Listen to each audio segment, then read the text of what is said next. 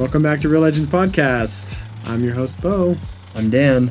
And tonight's movie is Inception by Christopher Nolan. I don't think there's a director that's even close in my book.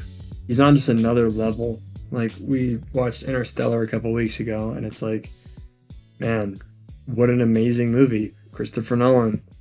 This one was, I think the Interstellar is better, but this one was so good still. Like, it's just so creative. Everything about it is, you're just enveloped in this world, and it's confusing at times, but it's also mesmerizing. And the choreography and the music, it's just all so good. It's definitely a trip, man.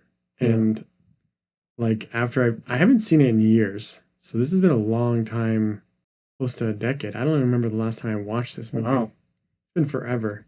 And it is a little easier to take in after you've seen it a couple times. That's true. But still, I'm like experiencing this, and I keep like holy crap, like in my head, and I'm like making audible noises, like I know, dude. And this time I was looking for something new because I heard a theory that I'm going to bring up about the story and just the totems and things. But there's also parts of this I didn't remember.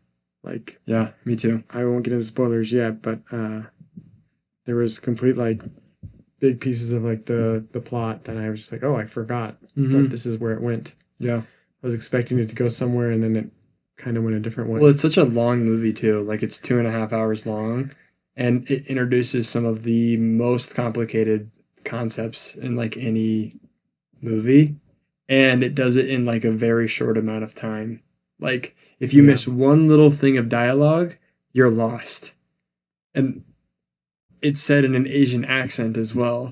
And so you're like, okay, I think I got it. Well, I hope you bring this up because I want to hear what you're talking about. There's a specific scene I'm referring to. It's like, you had to be like, had your Asian ears on. Well, before we get into our spoilers, guys, unless you have any other initial thoughts. No, it's a great movie. Yeah, great movie, great experience. I'm glad I got to revisit it. I even purchased it, so. I think it needs to be watched a few times, though, because I do remember the first time I watched it, I did not like it. I was so confused. That was kind of my experience with Interstellar. I was just like, I never really went back to it because it was just like, that was a lot, and that was a lot. Yeah, and that's the thing about Christopher Nolan is he's so visionary, and he has such a big brain that, like, putting it all onto screen for you, us lowly plebs, it's like, what? What? Yeah, dude. It's just hard to, like, wrap your head around. Yeah, and this is, speaking of time frame, not to make any puns or anything with times and dreams and things, but this year's the 15th anniversary of Inception. Brought that up after we finished the movie. It's kind of wild. That is insane. I can't believe it's been 15 years. That is insane. And I can easily say right now, without jumping too far ahead, that this definitely holds up. Yeah. I would say it's better than I remembered it in some ways. Yeah. And then a little bit worse in others, but I liked it all the same. Yeah, I was worried I was going to, after this time, I was like, am I excited to see this? Is it going to be good and enjoyable? But I enjoyed myself. Also, fans, we haven't been on in a couple weeks. So this is our first episode. There's been a lot going on in our lives, a lot of different things, but we love doing this. We want to keep watching movies and unraveling them and talking about the stories and how they impact us or what works for us and doesn't, and even just what we feel about the morality or the characters and decisions, and it's just fun for us, and we hope you have fun too. We're happy to be back. Both of our lives kind of got really busy in the last several weeks, so we have repented and we're going to be back to it, baby. We have maybe some announcements coming up too for the show, some different things we're going to do, but for now, let's just get into this episode and share this with a friend. Follow us on Instagram, YouTube. That's Real Legends Movie Podcast on Instagram, or on YouTube rather, and Instagram Real Legends Pod. Check us out. I guess we're getting into spoilers then. Is there any movie news you want to talk about, or should we hit that at the end? There's video game news. Halo is going to be releasing its new trailer for its new game next month. And I'm really excited. Dude, let's go. Not necessarily a movie news, but it is media entertainment news. And lots of guys who like the kinds of movies that we're watching also like Halo. And so we're going to see how Halo Studios decides to take Halo in this next chapter of the game. Right, and to make that more relevant, I think we're going to see more video game movies. Superhero movies have kind of come and had their time. And I think Hollywood's realizing, seeing games make more than movies, so why aren't we tapping into that market? And we're probably going to see more of that. And hopefully, fingers crossed, we'll get some competent filmmakers and competent studios to prove some good scripts before they make them into movies. Did you see some cool movies? They're making a Super Mario Galaxy movie? No. But is that like a sequel to the other movie? Mario Brothers movie? I don't know. Animated? I'm assuming it probably is, but I saw the trailer that they're making a movie. Super Mario Galaxy. Yeah. Well, I could see that being a sequel to the one they made. But people like the first one a lot, though. Yeah. I'm pretty sure it did pretty well. My nephew loves it. Hopefully some good adaptations. I just can't fathom how you don't make a good Halo movie. Let's jump into spoilers for Inception. I'm sure pretty much everyone listening's probably already seen the movie, but now we're going to jump into our spoiler thoughts and just talk about it. So you've been warned. All right, man. Is there anything you want to hit off right off the bat, or do you want to just kind of go through the movie chronologically? Let's just go through chronologically. The movie's so massive that it's hard to pinpoint like one specific moment. All right, well, I'm just going to throw this out there right at the gate then, because it is relevant from the very first scene onwards. The very first scene where he washes up on the beach. That's the opening of the movie. The first shot is just like waves crashing, I'm pretty sure. So I heard a theory that, and I don't think it holds true, although I was watching very carefully for it pretty much the whole movie, that the totem, the spinning top, is that what it's called, the top? Yeah. That's not actually his real totem. His real totem is his wedding ring. And I watched the movie, and in the very first scene, the beach, and when he goes to see Saito in like the limbo world, he has his ring on. Any scene, and I watched very carefully, that we as the audience think is the real world, which is a lot of this movie, right? When he's goes and sees his dad at the college in London or whatever, Paris. Sure. He's not wearing a ring. So the real world never has a ring. Really? But in the dream world, all the times that I could find he was wearing a ring was when he was dreaming. Really? I never saw him. But where I feel like this is kind of a flaky theory is at the very last scene, now we're jumping ahead, where he goes home. He's not wearing a ring. So, if it is a true theory, however the ring thing works, I never saw him playing with the ring, never saw him doing anything with the ring, but... I don't think it's a totem, but I do think it's an interesting observation that in the dream world he has a ring on. Right. So... Because that's where his wife lives, is the dream world. Right, exactly. That's interesting. She's still around whenever he's dreaming. Yeah. But, yeah, I don't know if it really holds true. I don't think it does. Because I think if it did, Christopher Nolan would have gave us a little more at the end when the last scene in the home. It doesn't ever really show his hand or give us like any kind of indication that he touches it, even if it's not really focused on it or anything. He just, I think the only time I actually saw it was like sometime between when he wakes up on the airplane, his hand, ring finger, and when he gets home, like I think you only see his left hand like once, and there was no ring. So I don't know about that theory. Anyway, it was interesting to look for. It was interesting when he tells the girl, Ellen Page, he tells her that it wasn't his totem, it was Ma's totem. So I thought that was really interesting. Oh, it's not even his. So is he actually using it to figure out if he's dreaming or not? Or is he using that as like a subversion to other people to make him think that that's his totem? But I don't know. Anyway, that's all the time I want to spend on that theory. Cool. Yeah, so he washes up on the beach and he goes to see Saito, Old Man Saito. Take us away from there. What are your thoughts? It's a very cool intro. You're like thrown into the world, and he does this a lot with his movies. Where Christopher Nolan, he'll just kind of throw you in at different time periods in the timeline. And so you're just kind of like wondering like, well, where's this? And like it intrigues you. So it was cool. And then like the next scene is him and his buddy. What's his name? Arthur. Arthur, yeah. Him and Arthur are there and trying to get this guy's information, but he catches on to them. And then they come out of the dream and you're like, okay, they're out of the dream. Why is everything on fire? And then you realize that's a dream too. And like, yeah, Soto realizes within the first 10 minutes, you're just thrown into this incredible world where you can dream within a dream. You can communicate with people. There are people that are called extractors who are trying to take information from you. You can have an architect who designs a dream and all of this stuff that's like, wow, what an insane world. And you're just so curious to like get to the bottom of how this stuff works and how is it going to be used. And I think that they set it up really well. Yeah, it's an interesting, I love how it's just you're thrown in rather than like, here's the normal mundane world. Oh, and there's this thing where you can go into dreams and like slowly inching your way in. Rather, they start in dreams and then you have to explain, okay, this is how it works. Exactly. But they do it very organically Yeah. as things are happening. Yeah, it's very fascinating. And then he gets recruited by the same guy who he's trying to steal from. Saito. He's like, hey, we got your guy. You're screwed, but see what you're doing and why don't you come work for me? And that's the scene that if you don't pay attention really closely to what he says, it's hard. It's like you could miss out. Because as he's walking away from the helicopter, he says, my opponent of this other corporation is about to die and his son's going to inherit his wealth. He says all of that in one sentence and it's drowned out by the loud helicopter noise and it's in like a thick Asian accent. And so if you're not like super paying attention to that right there, you lose a massive plot hole.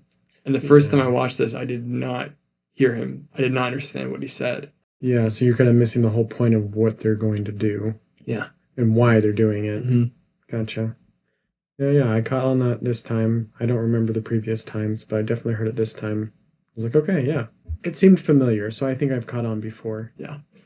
Gotcha. I was hoping it was going to be something cooler, Dan. That was kind of let down. I'm just kidding. Dan is a letdown. I can't take you seriously without a beard, man. Go grow a beard and come back. I'm sorry, I'm at BYU now, bro. They want me to be a baby. They're like I'm 16. Wear a fake beard or a neck thingy gator or something next time you come into my house. A skiing gator. At least a ski mask. Please. Fair. So he gets hired to do this job, which he only takes it, and the idea is he's going to do Inception. So we learn about extraction, where people steal things, information from you. But Saito wants to hire Dom and Arthur, but mainly Dom, to implant information, an idea into someone's head, which is called Inception. And Dom is convinced that it can be done, and he's done it. And so Saito wants him to do it. His name Dom? Yeah, Dom, D-O-M. And the promise is, or Cobb, we can call him Cobb, but his first name's Dom, Cobb. And the promise is that Cobb will be able to return home, but we don't know yet why he can't go back to the United States. Right. I don't know how to say that name. Aradine? I like the scene where she's introduced and he's like, make a maze. And she basically just like makes a thing that's impossible to escape. And it's like, okay, she's pretty smart. What I love about her character, though, is that she actually wants to help Cobb. Yeah, she knows. And this is like a female character that I just love. I love female characters who actually care about people. Because her strengths are not to kill people or to fight. It's to see that Cobb is struggling and really, really help him. So she notices that he's struggling. She notices that Maul keeps showing up. And all these things are affecting him. Mm-hmm. And what his buddy, Arthur, does is yells at him. He does what a man does. He says, you need to, like, shape up. Like, get out of here. Like, he kind of yells at him, and Cobb gets defensive. Yeah. But she does what a woman does, and she wants to help him. And she, like, in a really loving way, tries to, be there for him. And because of her, he's eventually able to let her go. Yeah. And like, so she didn't get like step in and kind of almost like break his wall in only a way that a woman can. This whole story goes sideways. Yeah, that's a great take. I like that a lot. I liked every scene with her. Seriously, like she's like the way she talks to him is just so kind and like understanding, and she like really wants to serve him. I love that. And it's also in a way where you would hope your spouse would be like, where they kind of semi call you out, but in a loving way. Yeah. And like and then persistently are there to support you. Exactly.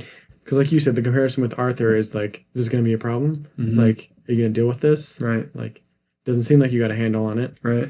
But there's no follow up with like, how can I help? Yeah. Or like, hey, we really need to take care of this and resolve this. Or like, this is what's reality and this is not. Like, you got to face that. You got to face she's gone.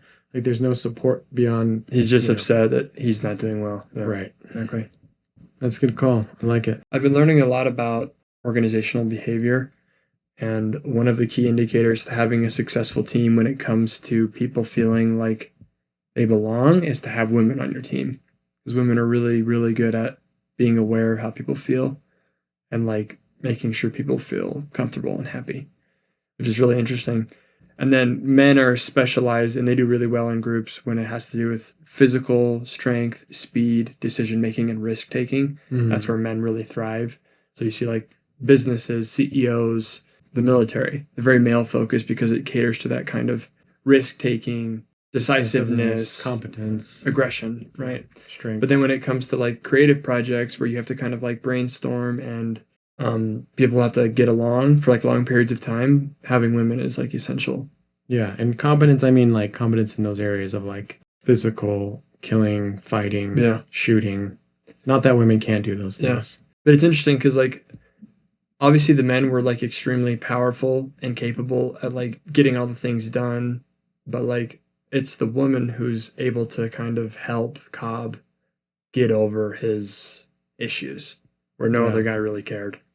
Yeah, because which I think is accurate to real life. Right. Because his thing is that he's not telling people, that we learn more and more as the movie goes on, is Maul's showing up, but she's showing up because he's not letting go of her. He's got this like, in his dream world, he's got this like segregated levels of memories where he goes and visits her. Right.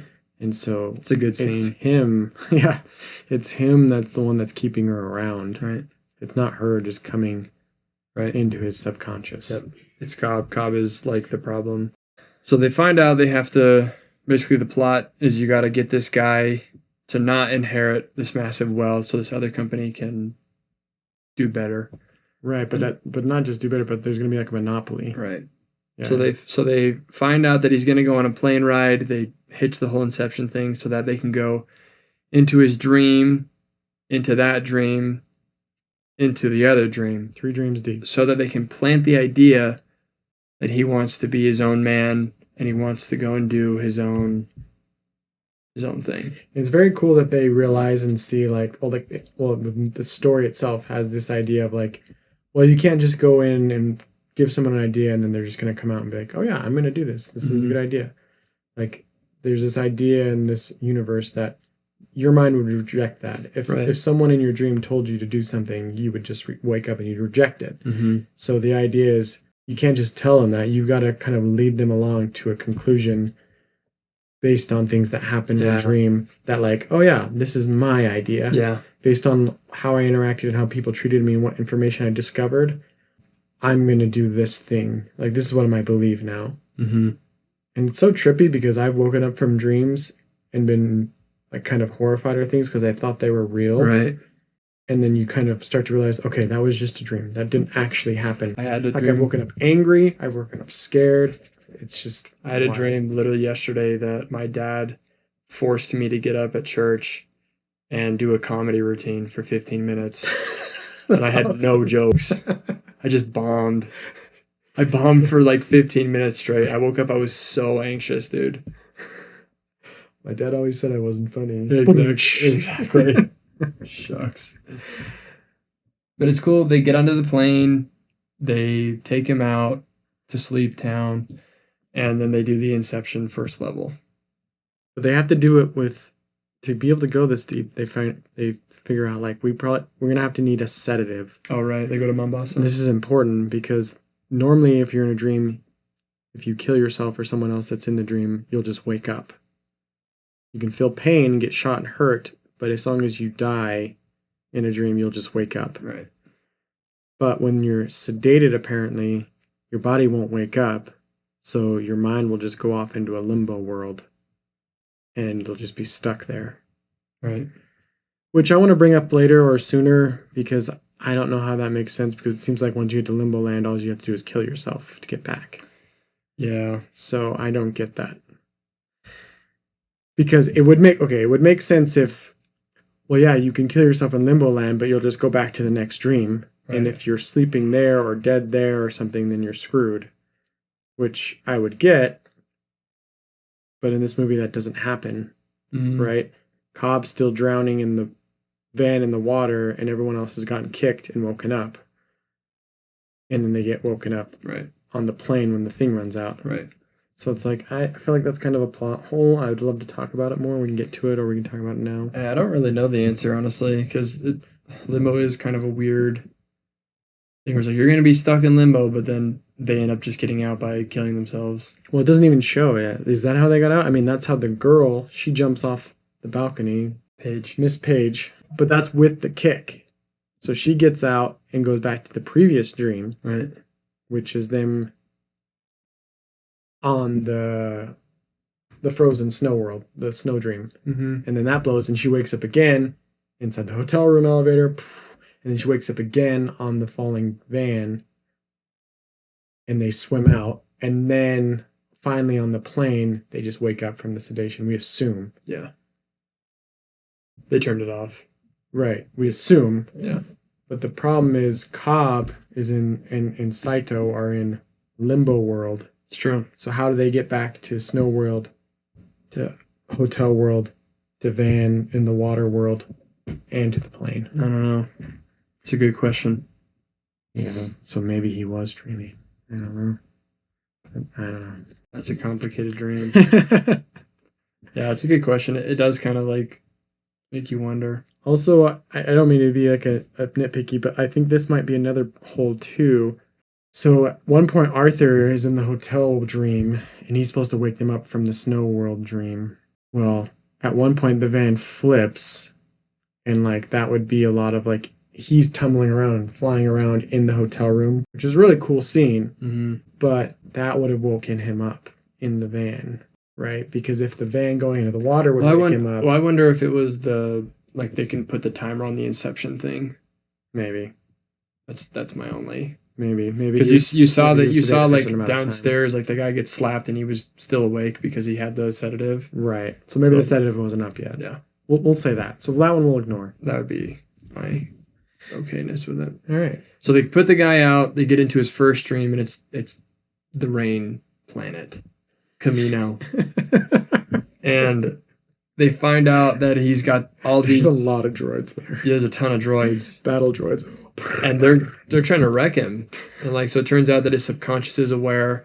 They realize that if they die, they might go to limbo. What do they call the dream guards? They call them sentinels? No, they call them subconscious?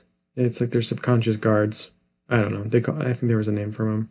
But yeah. It just says their subconscious protection defends him. Okay. Which is interesting because some people have like really aggressive subconsciouses, but other people don't. You can be trained. Yeah. You can be trained to have your mind be ready for any intrusion.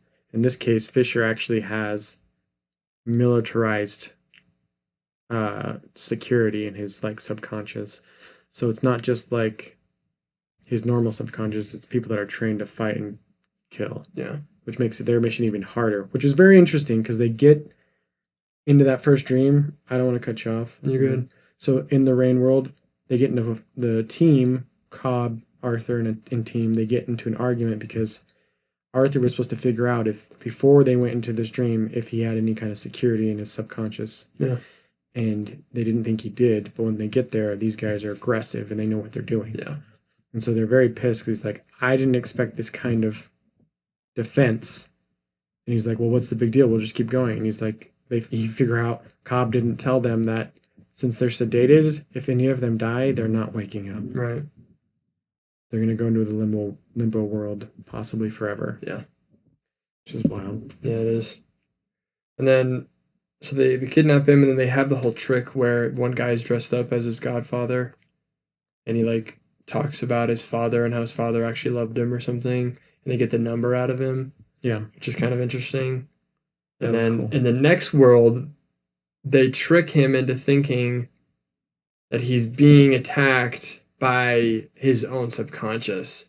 So they get Cillian Murphy's character to work with him. They get Fisher to work with him, which I thought was pretty cool. Yeah, and they convince him that it's actually his godfather, who they just impersonated in the previous dream, that's working against him, that's trying to get information from him. Right. And so they convince him to go inside of his dream. So if you're not confused yet, actually go into Fisher's dream. Yeah. You take a hammer, smack yourself with it. Exactly. See how you feel after that. I will say with the hotel, I think it's my favorite scene is when the gravity is moving. Because the van's flipping. It's so cool. Yeah, they built that spinning set to film it on, which is really cool. It's such a cool idea for a film, like to just keep the camera the same, but then rotate it. And so rotate the room, the set. Yeah. So they're literally moving. It's not CGI or anything. They're just falling across the wall. It looks so. Oh, that's such a cool scene. Yeah. That is such an amazing scene. I wonder if the whole movie was made just for that. This cool scene I want to do. Yeah, he's like, I want to do this. Around this. Yeah, exactly. I don't think so, but yeah. It'd be worth it. Dude, Christopher Nolan likes spinny things. In Interstellar, the spinny scene, you know he made the movie just so that he could spin them together. That's the only reason he made it. He likes tops, dude. Even the top, dude. It's a spinny thing. I'm putting it all together. The real secret of these movies is all coming together. Now I gotta go watch Dunkirk and see if there's any spinning.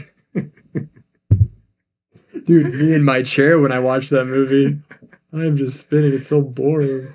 Dude, he likes just spinning things. I'm gonna revisit Dunkirk despite not liking it very much. That's so funny. Or just feeling it had no story. He just likes spinny things. Yeah. Definitely. I love that scene though. So fetching cool. And we're getting throughout the movie these reveals about his more and more as the girl's pressing Cobb page about his wife. And we learn that she actually is already dead. As she's talking to Arthur. This story with his wife is really sad. It's so sad, man. Do we want to get into that? Let's get to the very end because that happens right at the end. When we'll just go through the whole thing with his wife from beginning to end. So they're in the thing. They're in the hotel. They convince him they're going to go into the Godfather's world, but they actually go into Fisher's world. Yes. To get that idea that they've planted. Right. But they've already been planting in the first two layers of the dream. Right. Which is that his father-in-law is working against him. His dad didn't want him to inherit. Blah, blah, blah. And then the final one, which is a really great set piece. It's like very James Bondy. Mm-hmm. The whole movie kind of is. Yeah. You get skiing and shooting, which is awesome. Avalanches. Explosions. What's his name that is the bad A plays by Tom Hardy? Ames? He's awesome. He's sick. Man. Every movie that he's in, he's a friggin' Giga Chad. Yeah, for real. So cool. He's blowing up Humvees. He's skiing and shooting guys. Let me walk through this really fast. Sure. So the first dream that they do is to convince him, is to get the digits, right? It's to kind of get him to second guess, not to like just inherit. Okay. To actually break up the company. Okay. With like the option for a will. And he does that because the interaction that him and his godfather have, the godfather kind of, alludes that, he didn't care that much or whatever. Is that kind of how it is? It just kind of reemphasizes that? The godfather, who's actually Tom Hardy, like alludes to him that like, well, there's a second will where you have an option where you have the choice to like not break up the company. So he plants the idea. But he tells them like, but of course you never do that because of course you could fulfill your dad's shoes. Like, don't listen to your dad. Like, you're awesome. But then he gets him second guessing like, oh, he doesn't think I could make my own way in life? So the first idea is you don't have to take the inheritance. And the second dream, it's more like your dad doesn't think you could handle not taking the inheritance. Yes. Showing like he can do it by himself, kind of this independent feeling. Yeah. And the second dream is to make him distrust the Godfather. Yeah, that was my understanding. And then the third dream is to discover the idea himself that was planted there by Elliot. She crafted the whole world with the idea, with the pinwheel with the dad being there. Yeah, it's the idea that his dad actually did love him Yeah. and cares about him and always kept something from So him. Elliot crafted that world. Mhm. So they have that safe so that he's being introduced like you can do it on your own. This person who has your back actually doesn't have your back and they kind of want to see you fail to I can do this on my own. I got to go. Yeah, my dad actually believed in me and loved me. And so if he actually thought that I could make my own way, then why wouldn't I kind of do that? Yeah. That's my understanding. Yeah. That's the thing about this movie that I think gets convoluted and can get people kind of to not rank it as high is that there are lots of moving pieces. Yes. And the whole time that the actual plot is happening, you have Cobb, which has his own plot. Story. Yep. And so it's like, this is already really complicated. Now let's add on this extra layer of complexity. Yeah. In a new world with all this new physics and stuff. Yeah.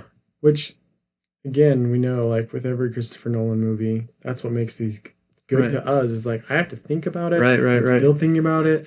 There's things that I think about, whether that's, like, plot and just, like, my brain being shaken, or just even, like, some of the morality that I want to get to, too. Yeah. It makes sense why these movies have to be 3 hours long. Is because they're actually exploring a lot of content. And they earn it, because they do it pretty quickly. Yeah. Like, they don't waste time. Which, some movies we sit with for a long time, like, let's say The Godfather, like, it kind of takes its time to get through the movie, but it kind of in a way that I respect, because it's so, like, grandiose visually, and, like, you're in real locations with real people and real sets, that it's just like, okay, this is pretty cool. Yeah. Like, I'm here for it. It's really well made still. Unlike this the one moves, Aviator. Yeah. This one moves fast. Mm-hmm. But it's covering a lot. Yeah, like why? I mean, honestly, this movie could be 4 hours long. Oh yeah. If you wanted to really explain things, I mean, you could, because there's so much to it. Mm-hmm. Okay, so they go to this final world, and I love the scene in Hoth where Snow World. They've gotten everything ready. They found he's like, you got to tell him if there's like an additional way to get in. And she's like, I can't, because then Maul will know. And he's like, just do it, because they don't have time. So then she does it, and then Maul knows how to get down, and she friggin' kills Fisher. And he can't kill her. And he had the chance to shoot her. Yeah, and he can't do it because it's like, come on, like She's not real. Dude, that scene, me and you both were just like, gosh, just do it. Well, that's part of the movie that I forgot. I forgot he died right there. Me too. I had no recollection of that. Same. And I had no recollection of them, Cobb and the girl, good girl, teammate girl, page girl. They go into Limbo World. Right. I forgot about that. I thought it was last second they make it into the safe. Yeah. And it doesn't go that way. Maul shows up and kills him. So that was crazy. And then that takes us another step of like, this even gotten more complicated. It's pretty cool to see Cobb, though. Like, he kills Maul eventually. He doesn't have the stones to do it at first, but he does take the shot eventually. Killian's dead. He doesn't shoot her. The girl shoots her. No, he does. No, the girl shoots her. No. In Hoth. Oh, yes, yeah. Yeah. In the Snow World. And then they're in Hoth, and it's like, crap, what do we do? And he's like, I'll go do this. And he, like, sacrifices himself to go down to the world. And the girl comes with him. Yeah, which is pretty cool. And then, so you kind of see, like, because you're annoyed at Cobb this whole time, because Cobb's, like, kind of being a wuss about it. But then he goes and, like, confronts her, and he has that, like, awesome scene with her where, like, he confesses that he put the Inception in her. Right, yeah. Let's go through all of this, because we're now starting at the end with his story and his wife. So our understanding now that we've gone through the whole movie is Cobb was taught by his dad to be able to enter dreams. Yep. So he started doing it with his wife, where you could go and you could build things, you could create whatever you wanted. They go really deep, and they start creating their own world. Mm-hmm. And they end up being gone for like 50 years. 50 years in limbo time. But in that time, Cobb realizes, like, we can't stay here. This isn't real. Like, we have kids at home. Real kids. Right. We're laying down dreaming in our front room while our kids are doing who knows what. Mm-hmm. And like, we got to go back. We got to get out of here. But his wife, meanwhile, in that 50 years, has decided, I don't want reality anymore. I'm locking that idea, my totem, that there's a reality. Like, this is my reality now. Mm-hmm. So Cobb decides, well, a way out of this is if I figure out what she's hidden away and why she doesn't want to go home, I can plant an idea that this is not a real world. So that way she'll believe me and we can go home. Right. Through death. And yeah, so he convinces the idea that he plants in her head is this world is not real. You have to kill yourself to go home. And so they do, and they get home, but now that idea is stuck in her head. So she thinks reality is a dream and they need to get back to the reality. Mm-hmm. Which is so sad because it's like, why didn't you just, like, if all you had to do was kill yourselves to get back, you could have just killed her and killed yourself. You didn't have to do Inception. Maybe that would have been too scary, right? Because you're like, well, what if I kill her and this isn't real? So at least if we both kill together, at least we're both going out together. Right. So maybe that's kind of his thinking. He's like, I don't know. I'm not sure what reality is anymore either. So at least now that we've done 50 years together, we've grown old together, maybe we kill ourselves together. And if we don't wake up, at least we're together. Mm-hmm. Maybe that's his idea. But like, man, like you said, the train thing's brutal. Laying your head down a train track. Of all the ways to kill yourself, a train. Jump off a big cliff together. Yeah, like head first. Do something cool. But it's sad that as an audience member, it's easy to feel like, well, there could have been another way. Why did he have to, do Inception on her? Why didn't he just, again, like I said already, kill her and kill himself? Well, maybe there's the risk that he kills her and she's gone forever. Right. And he doesn't wake up with her. Right. And obviously that'd be really hard either way. I was thinking about the quote that he says, and it's evident with what she does, is an idea is like a virus, resilient, highly contagious. The smallest seed of an idea can grow. It can grow to define or destroy. And I think that's such an awesome idea. Is like, it even says that in the scriptures, is like the power of the pen and the word is mightier than the sword. Well, as a man thinketh, so he is. Yeah. Like an idea is the most powerful thing on the planet. Resilient, highly contagious, can build or destroy you.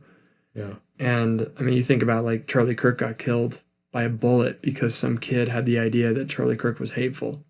Like he had this idea. Had to be stopped and killed. Yeah. He had an idea. That idea propelled him to do bad things. Yeah. So people who say that like all ideas are morally equal or that everybody's opinion matters and that everyone's opinion should be taken like with equal amount of severity is stupid. Like there are good ideas that can help you grow, like it says, and there are bad ideas that can destroy you. Yeah. And you see that with her. Like her idea of world is not real, I need to kill myself is so powerful that she gives up her own 2 children and her husband. What's so sad about it, and we didn't get to the hotel room, which I want to do right now, is that he's the one that gave her the idea. Exactly. That's what's so heartbreaking about it. And when you have the hotel scene where he tells the girl, like, hey, this is what happened. I went to go meet her for our anniversary at a hotel we always stayed at. And then it just plays out the scene where she's on the opposite building on the ledge. Balcony, Ledge of the window, and says that if he doesn't jump with her, she's just going to jump. And so he comes out onto the opposite ledge. And he's like, please come inside.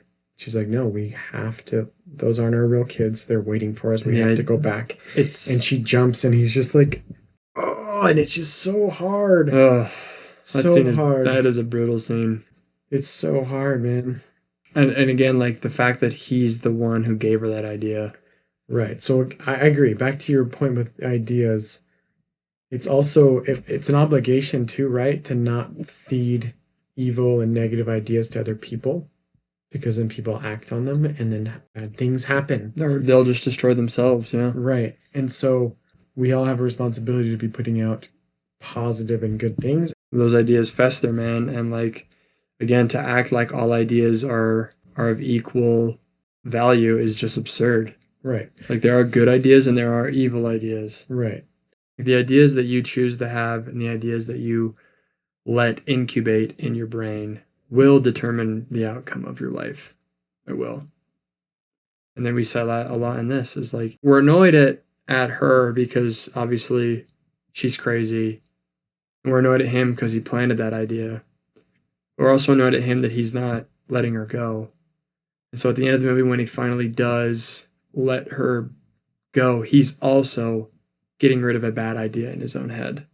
Like, he's also taking that idea that has been destroying him and just getting rid of it. Yeah. And I like that a lot. Because he's honestly, he's an innocent man. He's an innocent man for, like, he didn't kill her. Right. It is hard to say, like, he definitely had good intentions, right? He realized that they were in a world where they were staying there forever, mm-hmm. and they needed to go home into reality. Yeah. And she had already decided, no, mm-hmm. I blocked that away. That's not reality. Yeah. And he had to kind of discover that she'd locked that away, and decided that maybe the best thing is to, Inception, is to plant this idea. Yeah. That this is not real. Mm-hmm. Man, such a wild concept of a movie. And then at the very end, when they all wake up, the idea is planted, everyone's alive, they're all looking around, and it's just like, oh my gosh, we just went through this insane time, and we're alive. And then he makes the phone call and the immigration, and then he gets through. And then the scene where he walks into his house that we've seen before, because it's the same model. Yeah. And then you see the kids, and they turn around. You see their faces for the first time. I love that scene. It always makes me emotional. Just like, yeah, his family, they're real. They love him. He also spins the totem on the table. And the idea is, if the totem falls, then he's in reality. If it keeps spinning, he's in a dream. Yeah. And we never see it fall, though it looks like it's going to. It wobbles. It wobbles. There's no doubt that there's a wobble. There's a wobble. I'm calling a wobble. You can't convince me otherwise. But we don't ever see it fall. No, we don't. So it leaves a little ambiguous. I love that ending, though. I think it's so freaking good, because you're like, what the heck? I remember last time I watched this, I looked up what that could mean. Yeah. And there's like a ton of theories that, he's still in a dream, and he never actually escaped from limbo. Uh-huh. And that he is dreaming himself, and he's an architect, and he creates that he does succeed. Yeah. He creates the plane, he creates the immigration, he creates all this stuff just so that he can like pretend like he did it right or something. Yeah, that's wild. Yeah. Which I don't know. That's pretty sad. I'll say he survives and makes it. I'm going to say, from my perspective and take on the movie, is although I don't know how he gets out of limbo, he does succeed. Yeah. The top was going to fall. It's not very Christopher Nolan to have the ending be like really depressing and sad. Is that true? Let's see. Interstellar's a happy ending. Prestige. Batman's a happy not great. ending. That's Memento, true. not great. Interstellar, I guess it's a little. It's pretty good. I mean, it's a very happy ending. His family. Yeah, it's just very sad, happy ending. but he goes out to find his woman. Yeah, he goes out on adventures. Happy ending there. Yeah. Yeah, I don't know. I think you can go make either way on argument based on the Prestige and on Memento. That's true. Memento has a very sad ending. That is true. Prestige's ending is like, wow. Yeah, that's tough. All right, man. Well, we've been talking quite a bit here. Yeah, no kidding. Is there any like negatives or anything you want to say about the movie before we wrap out with our? I didn't mention that the music is amazing. I might have mentioned that, but I love the music. Music was great. Let's see. What did I not like? I felt like you said there were some things that were worse than you remember, some things that were better. Yeah, I think that they could just do a better job of like storytelling. Like, I think a lot of details are just kind of breezed over. And I think that to tell a compelling story, you don't have to be super repetitive, but to make it like very clear what you're doing. And I feel like there's a few times in the movie where it's like, what exactly is going on here? You can get lost really easy in this one. Like Yeah. you can get lost in the sauce pretty fast. I feel like for Christopher Nolan movies, at least this one, since we're talking about this one, it's not that all the information's not there. It's just it all comes at you and you have to be very vigilant Yeah. and very like have your brain active to like be thinking about what's going on. Yeah. Which some people don't like doing. I like doing. I do too. I like this movie. I like movies Yeah. like this. I like thinking about it afterwards. I like revisiting them. I don't know that I could fault him for that really. I mean, obviously what your audience interprets and takes from a movie is all that matters because you can have this great idea of what your movie is. I know this from personal experience. But the only thing that matters is your audience reaction to it, right? Their understanding of it and reaction and what they feel and think about it. So, yeah, you definitely want that to be as positive and like effective as possible.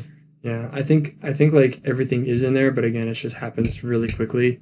And when you ask people like what they don't like about this movie, it is that it's just so fast. A couple moments of it that were kind of quick remind me of The Dark Knight Rises, which I hate the pacing of that movie. Yeah. I don't like that movie.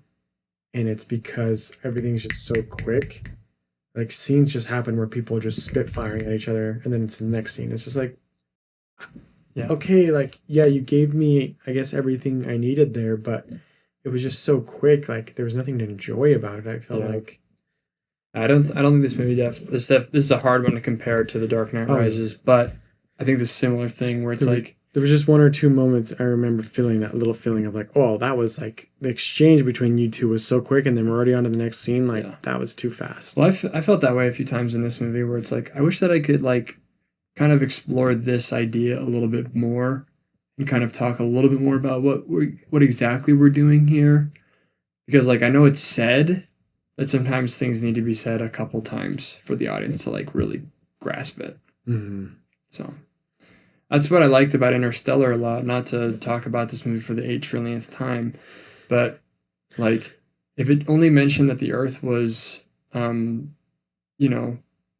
dying once, you might kind of forget about it. Right. But it mentions it over and over and over and over. Not through like explicit terms, but like when he goes to the principal's office and they're talking about how it's inferred a lot. Yeah, they're talking about like all this stuff that happened, and it's like, oh wow, this is like you're learning tons about the world just through osmosis. Mm. And I feel like this movie has a massive world, but I don't think that you're given enough that it feels the same amount of like concreteness in your head as Interstellar does, because basically this movie has 4-5 different worlds, and in each one of them there's a different objective and different characters, so to follow all of them as it goes along can be pretty hard. Yeah. So you've got to be able to kind of repeat what you're doing a few times, make it very clear. That's like my only critique of the movie though. Yeah, and I think we don't have to keep talking about this, but I think the comparison more should be for Inception to Interstellar is the idea with the time and like the fourth dimension and fifth dimension and things, because that's like the mind rattling, mind challenging part of that movie. More so than just the Earth is ending, right? Like it's the questions and the things that we're thinking about in Interstellar is like, well, like who are these extraterrestrial beings and how did they communicate and how does he send the message back and like what does that mean, and if he sent it back then how did he get it in the first place, and like all these questions are more like comparable to the dream stuff, and but I guess the plot stuff too within the dreams it's just hard to follow, like okay, what are they trying to incept into this person's mind, and how do they do and then it? Also I feel like the idea of like you can get numbers to open a safe somehow.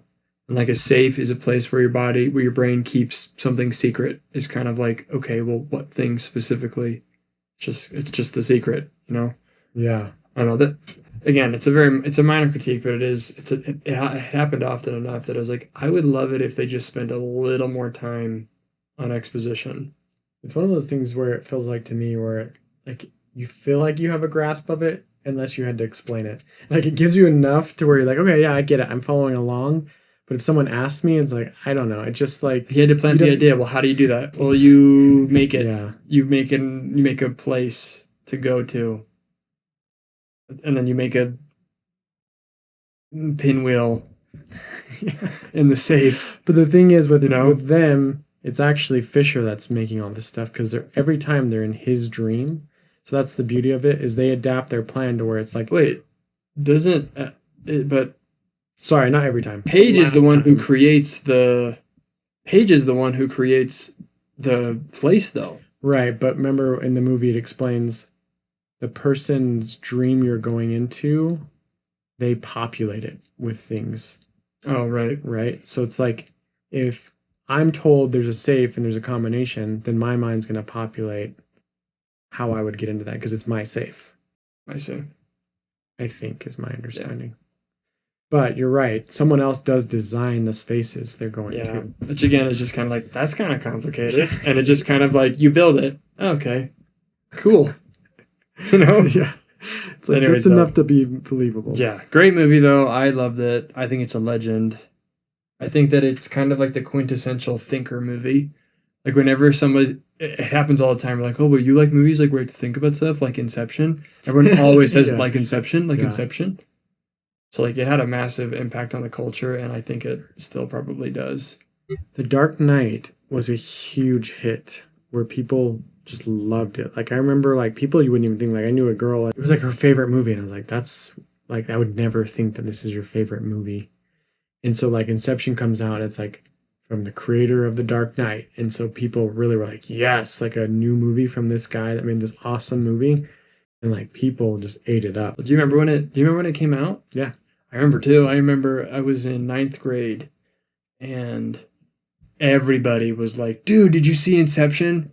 And I finally watched it and I was like, I didn't like it. And then all my friends were like, you have to watch it a second time. And so I did, and I was like, this is amazing. And I loved it the second time. And that was like a conversation for several weeks, was like, you got to watch it twice. If you watch it twice, you got to watch it the second time. And yeah, they were totally right. I'll give it, yeah, dude. It's a legend movie for me too. What do you rate it? Oh boy. I think it's an 8 for me. I'd give this movie an 8 for sure, dude. Yeah. I don't know that I'd go higher. I can't super see myself justifying higher than an 8 because I finished it and I was like, that was a good movie. I like that movie. It's a cool movie. But it wasn't like, oh my gosh, I want to just keep watching it. Like it was over. I was like, dang, that was good. And that was it, you know? Yeah. One of my older brothers, still hasn't seen this movie. I was like, dude, you haven't seen Inception? It's like you like other Christopher Nolan movies and you haven't seen Inception? Inception's kind of the movie. Yeah, like you gotta go see that, bro. I feel the same way when someone tells me they haven't seen Lord of the Rings. I'm like, I unfriend and cancel people. How can you have lived in America your whole life and not have seen like at least one of the Lord of the Rings movies? It's crazy. Whatever. Anyways, Legend 8. Legend. That's my rating. I'm sticking to it. Yeah, I'm likewise, man. Legend 8.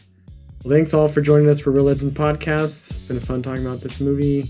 If you have any takes that we missed or just thoughts about the movie, I'd love to hear them. Send us a message, comment on the episode or other videos we post on YouTube. We've had some fun interactions on there, so go check us out on YouTube and Instagram. And links are in the description here, the show. And we will catch you at the cinema. Catch you on the flippity flop.